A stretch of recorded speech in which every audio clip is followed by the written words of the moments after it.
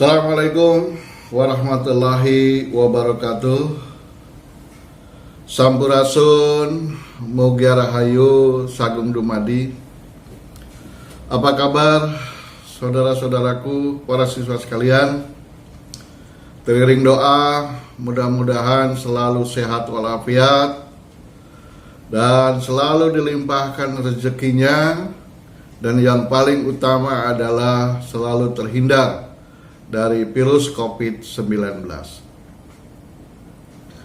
Saudara-saudaraku dan para siswa sekalian, kali ini kita akan membahas tentang lingkungan hidup. Lingkungan hidup merupakan keseluruhan unsur. Jadi lingkungan hidup itu merupakan keseluruhan unsur atau komponen yang berada di sekitar individu yang mempengaruhi kehidupan dan perkembangan individunya. Komponen lingkungan hidup dapat dibedakan menjadi komponen makhluk hidup atau yang kita sebut dengan biotik, dan komponen benda mati atau yang disebut juga abiotik.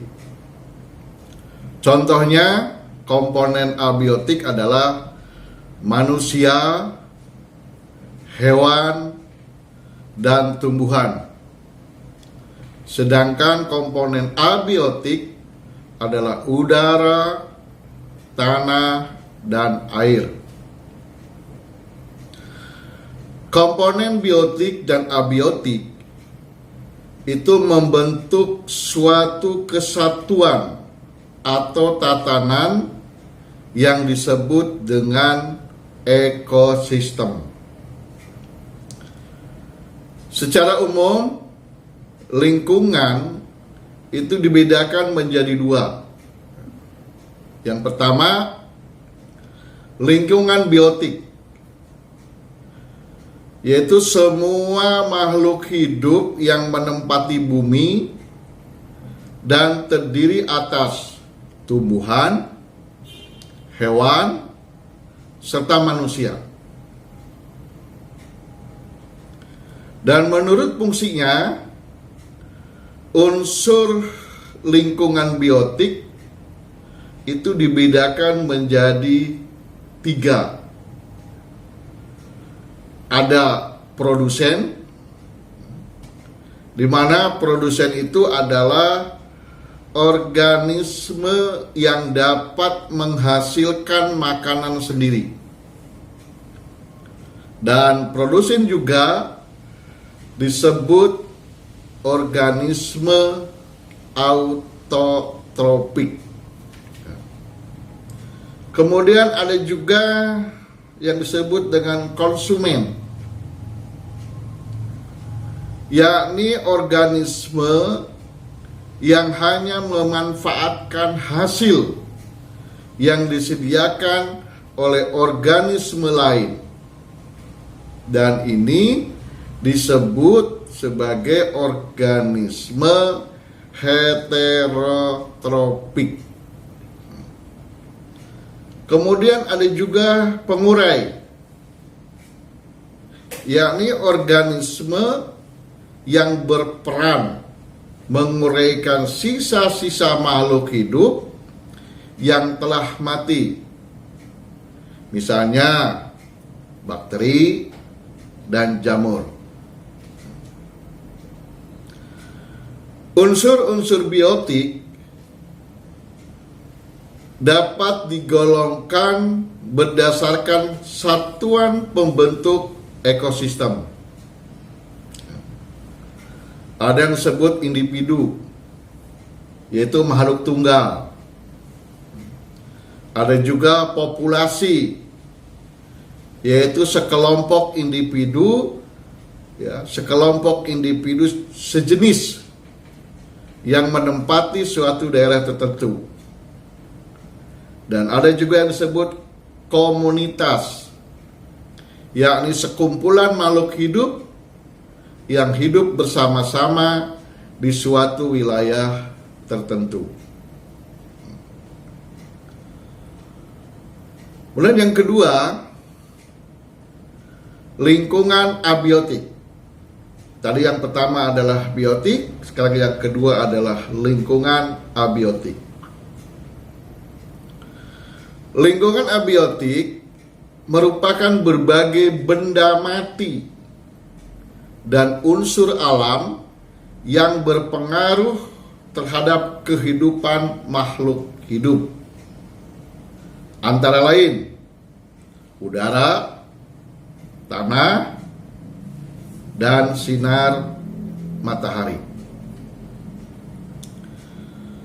Komponen-komponen lingkungan yang ada di sekitar kita itu merupakan suatu kesatuan yang saling memengaruhi antara komponen yang satu dengan komponen yang lain yang disebut sebagai ekosistem.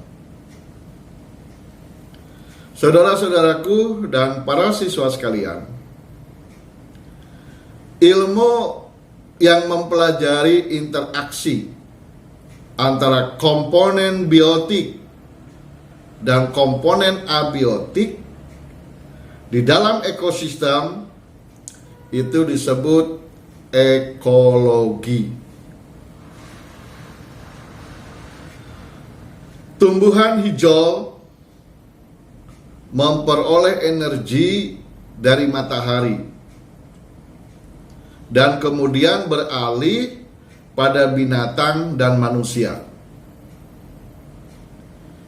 Energi matahari diubah menjadi energi kimia yang terkandung dalam tubuh tumbuh-tumbuhan. Nah, energi yang terkandung di dalam tumbuh-tumbuhan itu menjadi sumber energi bagi makhluk hidup lainnya. Tumbuhan yang dimakan mengalami metabolisme. Nah, saudara-saudaraku dan para siswa sekalian, di dalam proses metabolisme, energi dari tumbuhan diubah menjadi energi yang dapat digunakan untuk melakukan kerja. Misalnya, tenaga untuk bergerak. Hewan yang memakan tumbuh-tumbuhan itu disebut dengan herbivora. Nah, hewan herbivora akan dimakan oleh hewan pemakan daging atau hewan karnivora. Akhirnya, semua makhluk hidup itu akan mati dan jatuh ke tanah. Sisa-sisa fisik hewan dan tumbuhan menjadi bahan makanan untuk berbagai bakteri, mikroba, dan jamur. Jadi, antara komponen biotik di dalam ekosistem terdapat proses makan-memakan. Ini yang disebut sebagai rantai makanan. Saudara-saudaraku dan para siswa sekalian, apabila salah satu komponen lingkungan hidup dalam rantai makanan mengalami kepunahan, maka komponen lainnya akan ikut terancam punah.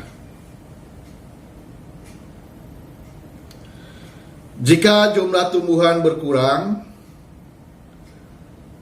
pasti hewan herbivora akan sulit untuk mendapatkan makanan.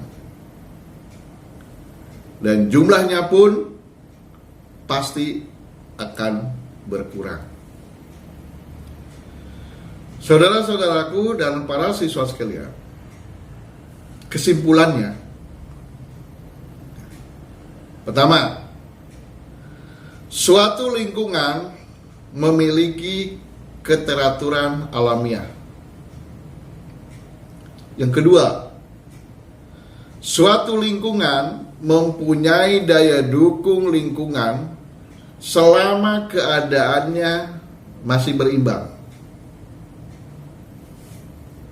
Kesimpulan yang ketiga, unsur-unsur dalam suatu lingkungan berinteraksi satu sama lainnya secara alamiah. Dan kesimpulan yang keempat adalah dalam batas-batas tertentu terjadi perubahan susunan komponen lingkungan. Itulah saudara-saudaraku materi tentang lingkungan hidup. Mudah-mudahan materi ini bermanfaat untuk saudara-saudaraku dan para siswa sekalian. Dan sekali lagi, teriring doa, mudah-mudahan selalu sehat walafiat. Dan kita akhiri pertemuan ini.